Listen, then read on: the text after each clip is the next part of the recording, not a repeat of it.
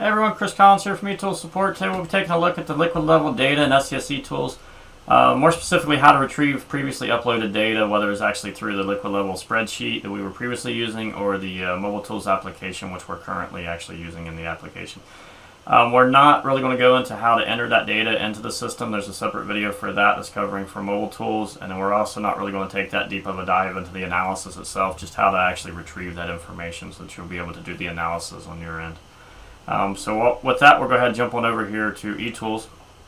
Upon logging in, you will actually see the landfill gas dashboard here that you typically would see. In the middle here, we have liquid levels, which is what's currently up, and we also have surface emissions. The liquid levels dashboard will basically look the exact same as what the landfill gas does. It's just all of this information is pertaining just to the liquid level. So regarding any of readings that need required approvals, any that need to be monitored yet during this period, and how many actually have been missed. All of those numbers will reflect based upon the liquid level information and what your requirements are set up for the actual site there, your specific site.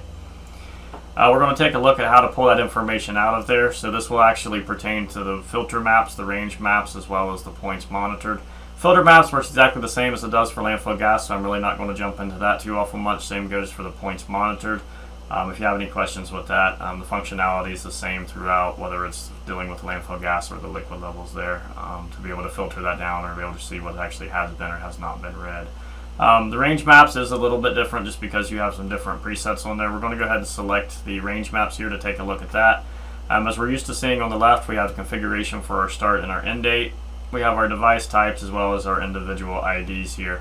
One of the new presets that we actually have here is for pump installed, so we can go ahead and select to just have it highlight the wells that actually have pumps installed based upon that data entry that we have. As we can see here is what we have selected, and it's displaying here on the right. Your force main pressure can also be selected from this screen here as well to see what your force main pressures are and actually range those out. So I'll go ahead and drop down off of there. So everything in this configuration that is highlighted there in orange after we created our map, these are the ones that we currently have pumps on this specific site here, this demo site. This data can also be retrieved from the data review edit. And again, this is the same functionality that we've had regarding the landfill gas. It's the same type of information. It's just instead of actually looking at the landfill gas information, we want to take a look at the liquid level. So we'll go ahead and we'll take a look at the review edit. Under review edit, again, I already have some data pulled up here. We have our date range set up. One thing to make sure that you actually have changed different here if you're looking at liquid level information is under gas data. Just uncheck the gas data if you don't want to look at the gas data. And then there's the liquid level data here to just really drill down into the liquid information. And that'll change your headers and everything here as well. And then you're filtering out everything except for your liquid levels basically. Information that actually stores here is based upon what has been entered into the system. We'll scroll over here to take a look at these columns. So you have what the ground surface elevation, if actually was recorded whenever that information was uploaded. Top of casing, the ground surface, all of the typical information that we actually take when we're taking liquid level information. Whether there's a pump installed. If you have pump cycle counters that you're actually entering through the MobileTools application, they'll show up here as well. So you have all of that information there. You see exactly kind of what's going on regarding your liquid information, how much available perforation you have. Force main pressures, if you're entering that through the application, shows up in the same spot as well. With that, you're also able to pull that up with the reports here. If we go down to the operations reports, there's a liquid level metrics report that's associated with liquid levels, and that'll actually give you a breakdown of kind of what's going on with your site, and all of that information is included there as well. So that is located under the operations report.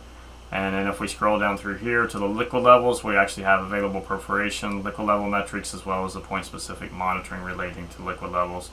The liquid level metrics report, go ahead and select that. Again, we have our date range here at the top. We'll go ahead and select, just go ahead and do the last 365 days here for the demonstration.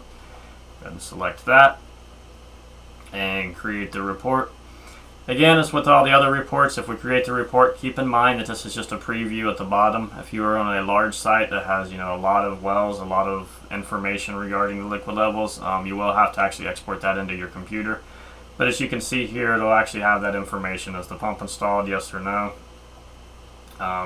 what exactly those liquid level readings were, as well as the information that we have regarding our as-built, and all of that's included in here as well. So you can pull up that same information that was available, through the data entry, can be pulled up here through this report as well.